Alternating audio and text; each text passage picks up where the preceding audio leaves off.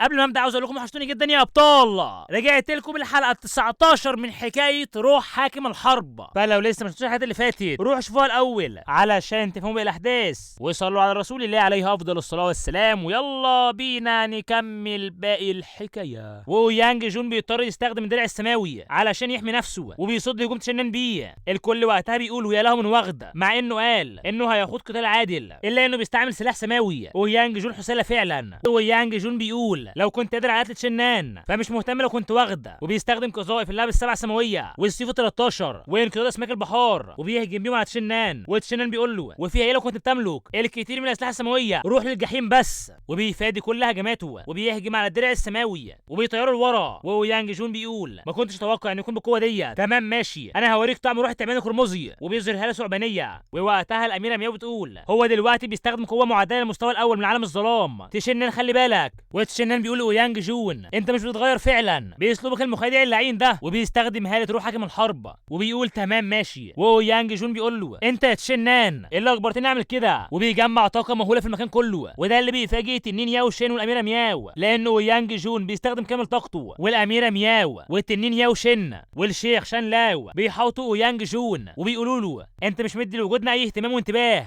والاميره مياو بتستعد للهجوم عليه وبتقول له ازاي تتجرأ على الهجوم على تشنان. ويانج جون بيطلب المساعده من والده والمبعوث. وتشنان بيقول للكل وقفوا كلكم، قتالي معاه لسه ما خلصش لغايه دلوقتي، حتى لو قام بيطلق قوته الكامله لغايه عالم الظلام فما حدش يتدخل. وهنا الاميره مياو بتقول في نفسها هو تشنان اتجنن ولا ايه؟ هو عاوز يجبر جسمه المصاب على قتال ويانج جون في كامل قوته. ويانج جون بيضحك وبيقول لتشنان انت مغرور فعلا، انت عاوز تقتلني مع اني اعلى منك مستوى وجسمك مصاب جدا برضه. في الحاله دي هديك اللي انت عاوزه يا تشنان. وبيجمع كل قوته. والاميره مياو بتتحرك وبتقول في نفسها ما ينفعش اسيب ويانج جون يصيب تشنان بالهجوم ده والا هيكون في خطر كبير. ولكن تشنان بيقول لها ابعد عن طريقي، وبيجمع طاقته وعلى طول بيستخدم مهاره شعاع اللعب حرك السماء وبيدمر هجوم ويانج جون. ومع العلم يا شباب المهاره دي اللي تشنان اللي اتعلمها من اخو شان لاو في الغابه لو انتوا فاكرين يعني. المهم ويانج جون مش بيكون مصدق وبيقول ازاي ده ممكن، ازاي هو قدر يتقن التقنيه المرعبه دي. وتشنان بيطلع سيفه وبينطلق على اويانج جون. ووقتها الشيخ ده بيتصدم لانه عارف ان تشنان عاوز يقتل اويانج جون. وبالفعل تشنان بيهجم على اويانج جون بالسيف، وقبل ما يقرب منه اويانج بقى بيتدخل وبيهجم على تشنان وبيقول له ازاي تتجرأ يا تشنان. والاميره مياو بتصده وبتقول له ما تفكرش حتى تعمل كده. وتشنان بيحط السيف على رقبه اويانج جون وبيقول له وليه ما تجرأش لما الكل اهانوني، انت ما اهتمتش خالص، علشان كده اليوم بايدي هقوم بقتل اويانج جون وفيها ايه يعني لما اعمل كده. وهنا المبعوث بيقول له ازاي تتجرأ، ازاي تتجرأ على خط حدودك ومحاوله قتل ابن الامبراطور المحتمل، لو سلمتني كل اللي معاك فهعيد النظر في العفو عنك او لا. وتشنان بيقول له وانت فاكر نفسك مين، يلا غور من هنا. المبعوث وقتها بيتضايق جدا وبيهجم عليه وهو بيقول له انت عاوز تموت فعلا. ولكن التنين ياو شين والشيخ شان لاو بيتدخلوا وبيصدوا الهجوم. والتنين بيقول للمبعوث انت فعلا عديم الشرف زي العجوز التاني اويانج بقى. وشان لاو بيقول لتشنان ما تقلقش احنا هنا علشان نحميك. والاتنين بيهجموا على المبعوث. والاميره مياو بتهجم على اويانج بقى. والحماس خلاص ليفل ماكس يا جدعان. وتشنان بيقول كل من تجرأ على هانتي في الماضي هيدفع الثمن، ودلوقتي اركض في سلام بعد موتك يا اويانج جون. وبيقطع راس اويانج جون وبيقتله. وهنا اويانج بقى بيتفاجئ، ولما بيشوف ابنه تم قتله قدام عينه بيكون في قمه الغضب وبيخرج طاقته الكامله، وكل غضب بيقول تشنان انا هقوم بقتل كل شخص ليه علاقه بيك ومن ثم هدفنهم كلهم مع ابني. يخرب بيت العظمه يا جدعان. الادرينالين 70%. الثلاث ساده وقتها من ضغط قوه اويانج بقى، وبيقولوا ان ضغط قوه عالم السيلف مرعب فعلا. مستوى اويانج بقى من عالم السيلف ازاي ده ممكن؟ وتشنان بيقول في نفسه هاله التنين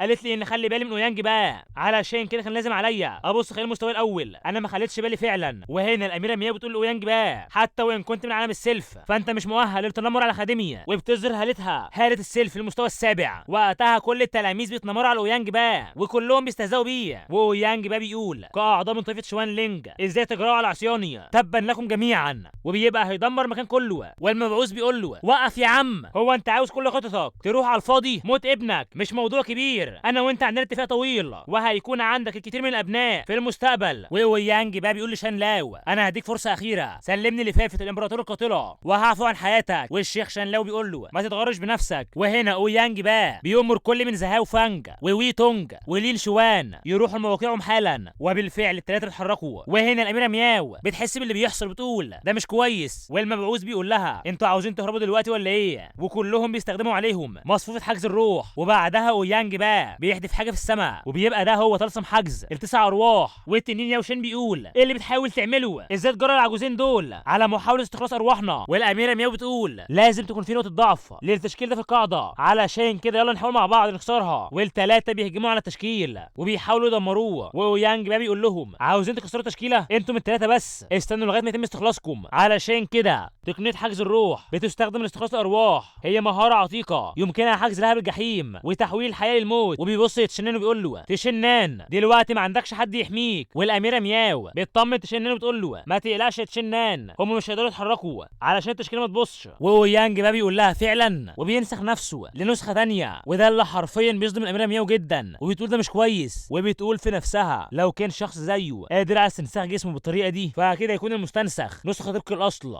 ده غير ان المستوى بيختلف بس. واويانج بقى بيهجم على تشنان والاميره مياو بتقول له تشنان اهرب بعيد. وهجمات اويانج بقى بتحطم الساحه من حوالين تشنان. واويانج بقى بيقول له تشنان انت مدان بقى زميلك في الطائفه، انا بحكم عليك بالموت باسم طائفه شوان لينج، ولكن بما انك تلميذ خارجي علشان كده لو اديتني سر جناح الحرس القتالي فممكن اعفو عنك. وتشنان بيقول له انت مش جدير بمعرفته ولا مؤهل تعرفه. وهنا اويانج بقى بيغضب اكتر وبيقول له يا لك من غبي اركع على ركبتك حالا.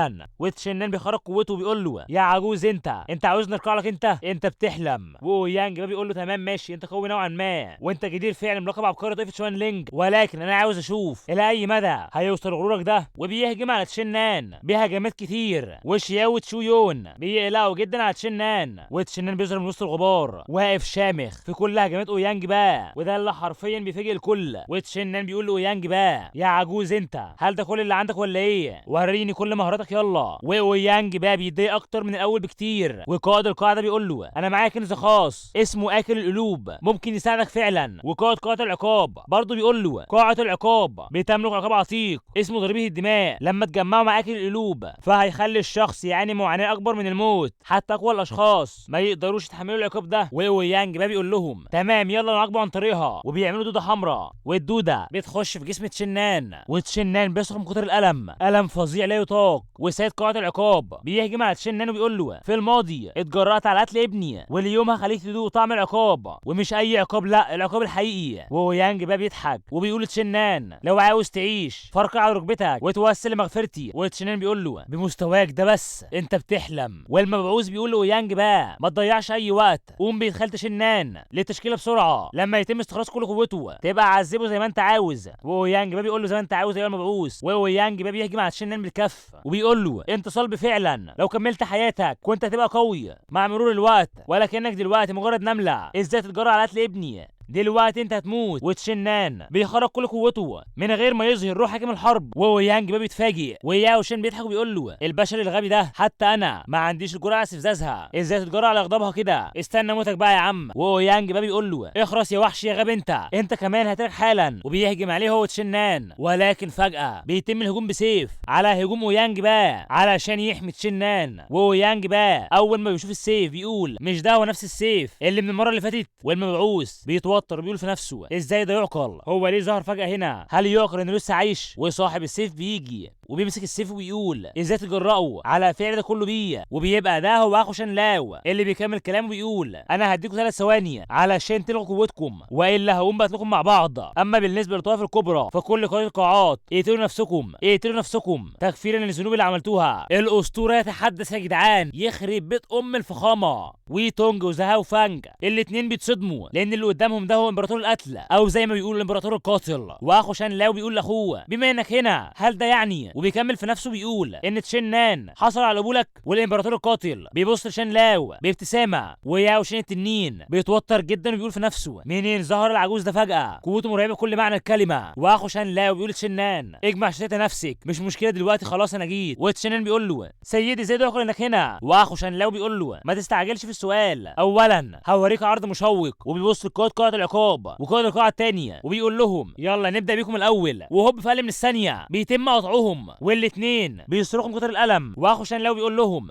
دوشه عاليه جدا، وهو بيتم سحقهم من الوجود. يخرب بيت العظمه يا جدعان، قتلهم زي النمله بالظبط. وهنا المبعوث بكل رعب بيقول له احنا بنعترف بغلطنا، ارجوك بلاش تغضب علينا، بنتمنى من السيد انه يسامحنا ويدينا فرصه للتكفير عن اخطائنا. ووي تونج وزهاو فانج الاتنين بيترعبوا وبيقولوا له احنا مالناش علاقه بالموضوع، اويانج بقى هو اللي اجبرنا على فعل ده. واخو شانلاو بيلوح بالسيف وبيقول لهم بما انكم مش عاوزين تقتلوا نفسكم فخلونا نساعدكم في ده مجانا. وتلويحه السيف ده كانت كافيه لتدمير المبنى كله. وزهاو فانج بيقول لهم كلكم اهربوا بعيد، والثلاثه بالفعل بيهربوا بكل سرعه. واخو شانلاو بيقول يا لهم من حفنه من الجملاء مزعجين، وبيرفع ايده وهو بيقتل اتنين. زهاو فانج ولين شوان بيفجر راسهم حرفيا. ووي تونج بيهرب وبيقول في نفسه انا هربت بعيد، شكلي نجوت خلاص. وهوب بيتم قتله هو كمان، وبيحصل اللي قبله. وبيبص لاويانج بقى والمبعوث وبيقول لهم هل عاوزين تقتلوا نفسكم ولا عاوزين نعملها بنفسي؟ وهنا اويانج بقى بكل رعب وخوف بيقول له انا هو المعلم الاكبر في طائفه شوان لينج. واخو شانلاو بيقول له اويانج بقى انت كنت عاوز دايما تشنان يركع لك صح وينحني ليك، تمام ماشي، لو قمت بالانحناء قدام تشنان واعترفت بغلطك كامل فمش هقتلك. وهنا اويانج بقى بيقول في نفسه هو انت بتهزر معايا ولا ايه؟ انا محارب من عالم السلف وعاوز ننحني قدام حسالة زيه؟ واخو شانلاو بيقول له ايه مش هتنحني ولا ايه؟ واويانج بقى بكل ذل بيقول له تمام هعملها خلاص هعملها، وينحني قدام تشنان وبيعتذر له بيقول له انا اسف يا تشنان. وبيقول في نفسه تشنان الامبراطور القاتل لما بقى انا اويانج بقى في منتهى القوه هقطع اجسامكم الاشلاء انتقاما للعار اللي سببتوه ليا النهارده. ده عندها بقى يا عم اويانج بقى. وفجاه في حاجه بتحصل وتجمع قوه بيظهر في المكان. الكل وقتها بيقولوا ايه اللي بيحصل بالظبط، محدش فاهم اي حاجه. وهوب بيظهر اتنين في منتهى القوه. التنين ياو شين بيتصدم وبيقول اتنين من المحاربين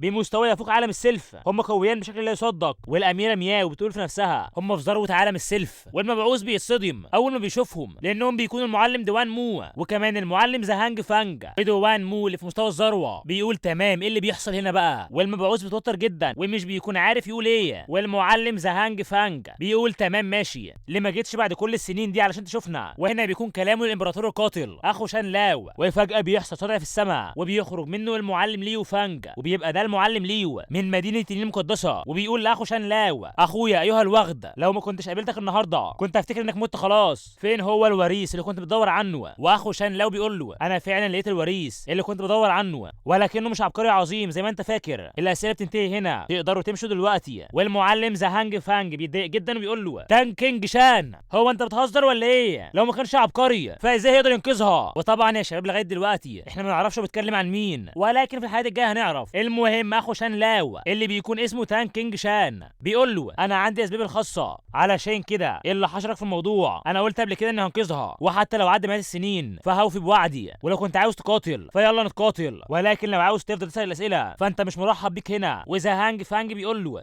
هل الواد ده هو الوريث اللي اخترته؟ وبيكون قصده على تشنان. وبعدها بيقول تمام ماشي، وبيسال المبعوث وبيقول له اي نوع من الاشخاص هو؟ والمبعوث بيكون متوتر جدا. فاويانج بقى بيتدخل زي خازوق وبيقول للمعلم دوان مو انا سيد طائفه شوان لينج، الواد ده اسمه تشنان هو تلميذ خارجي لطائفه شوان لينج ومستواه في ذروه عالم النور، مستواه كويس وعنده شويه مهارات وكمان هو بيملك شويه اسرار. لما دخل الطابق الخامس من جناح الحدث القتالي خد كنز سري، وقبل فتره فاتت اتغير مستواه بطريقه غريبه في جبل التنين والنمر. والمعلم زهانج فانج بيقول الواد ده قدر يخش الطابق الخامس من جناح الحدث القتالي، اكيد هو موهوب جدا. والمعلم ليو فانج ودوان مو بيضحكوا جدا وبيقولوا لاخو شانلاو انت متواضع جدا يا اخويا. ويانج بقى بيقول لهم لا، تشنان بيمتلك روح قتاليه من المستوى العاشر من رتبه هوانج. التلاته وقتها بيتصدموا وزهانج فانج بيغضب جدا وبيقول لاخو شانلاو تان كينج شان انت خذلتني جامد، انا اديتك مئات السنين وفي الاخر كل اللي لقيته هو حوساله بروح قتاليه في المستوى العاشر بس. والمعلم ليو فانج بيغضب هو كمان وبيقول له اخويا ما تعتقدش اني فعلا ما تجرأش على ضربك. ودوان مو بيقول له اخويا جسم تشنان فعلا مثير للاهتمام ولكن روحه القتاليه ضعيفه فهو ما عندوش اي فرصه لانقاذها في الحياه دي. واخو شانلاو بيغضب وبيقول لهم انا اخترته خليفه ليا فايه اللي دخلكم بقى؟ لو انتوا عاوزين قتال فيلا بينا. وبيقول الاميره مياو والتنين ياو شن خدوا تشنان وامشوا حالا. والمعلم زهانج فانج بيقول له هو انت عاوز وريثك يهرب ولا ايه؟ انا ما اقدرش اقتلك يا تانج كينج شان ولكن حشره زي وريثك ده لازم يموت على ايدي. وهنا تشنان بيضحك وبيقول له انا حوزله. وبيقول في نفسه دي فعلا اسخف نكته سمعتها في حياتي كلها. وبيقول لدوان مو في شيء عاوز اشرحه لكم كلكم، انا مش حساله زي ما قلت قبل كده. ودوان مو بيقول له شخص بروح قتاليه من رتبه هوانج المستوى العاشر، فانت لو مش حساله فانت ايه بقى؟ وتشنان بيقول له قبل 6 شهور فاتوا لما انضميت للطائفه اول مره كنت لسه في المستوى الخامس من عالم الارض، ودلوقتي انا على بعد خطوه من بلوغ عالم الظلام، ولو ما كانش اويانج جون هاجمني وقتها كنت اخترقت العالم الظلام بالفعل، مع اني ما قمتش بزياره الارض المقدسه، الا اني متاكد ان مفيش حد هناك يقدر يوصل اللي انا وصلت له خلال 6 شهور بس، صح ولا ايه؟ وهنا دوان مو بيقول في نفسه في الحاله دي حتى عباقره مدينه تنين المقدسه ما يتقارنوش بالواد ده. واويانج جون بيقول له سيدي زي ما قلت قبل كده هو حصل على سر جناح حاسو قتالي ولقى كنز كبير في جبل التنين والنمر، وده اللي خلى مستواه يصعد بسرعه كبيره. والمعلم ليو فانج بيقول الكلام ده صح، مع انك قادر على رفع مستواك بسرعه كبيره باستعمال الحيل والكنوز، الا ان روحك القتاليه هي اللي بتمثل المنبع الحقيقي لقوتك، وده اللي بيخليك حساله. ودوان مو بيقول تماما كينج شان، وهنا بيتكلم اخو شان لاو بيقول له لمئات السنين قدرت تلاقي الحساله ده كوارث ليك، بس لازم اليوم يموت. واخو شان لاو بيقول لشنان انت مستني ايه؟ اهرب يلا. وشنان بيقول له اهرب من البدايه، الكثير من الاشخاص ضحكوا على مستوى روحك القتاليه وانا ما كنتش قاصد اخفيها، ولكن ما جاتليش الفرصه ان اشوف قوتها الكامله. وهنا التنين ياو شين والاميره مياو بيقولوا الواد ده هيقوم اخيرا بكشف قوته للعالم. وبالفعل شنان بيظهر قوته الحقيقيه ومعاها بيظهر قوه روح حاكم الحرب. وبيكمل كلامه بيقول دلوقتي بما ان المعلمين الكبار وكمان الطوائف الكبرى الاربعه والعجوز شان لاو واخوه الامبراطور القاتل كلكم هنا دلوقتي، وانا اخيرا اقدر اكشف عن قوه روح القتاليه الحقيقيه. وهنا الثلاث معلمين بيبصوا لروح شنان من غير اي استغراب ولا اندهاش، عكس اويانج بقى اللي حرفيا بيتصدم وبيقول هل دي روح قتاليه فعلا؟ شنان كيف يعقل انك تملك روح قتاليه بالغموض والقوه اللامتناهيه ديت؟ ودوان مو بيقول وفيها ايه لو كان ده مستوى روح قتاليه في مدينه تنين المقدسه؟ المستوى ده يعتبر مؤهل متوسط بس. وتشنان بيضحك وبيقول له مين قال ان الروح القتاليه في الرتبه الاولى من شوان بس وبيظهر الرتبه الثانيه؟ ودوان مو بيقول له هي في الرتبه الثانيه بس. وتشنان بيقول له طب والمستوى الثامن ايه رايك فيه؟ وبيظهر المستوى الثامن. ويانج بقى حرفيا بيتصدم وبيقول مستحيل مستحيل. وتشنان بيظهر روحه الكامله وبيقول سيدي المعلم هل مستوى روح القتاليه دلوقتي لسه يعتبر حساله في مدينه تنين المقدسه؟ ودوان مو بيقرب من اخو شان لاو بيقول له اخويا اعتقد انك ما اهتمتش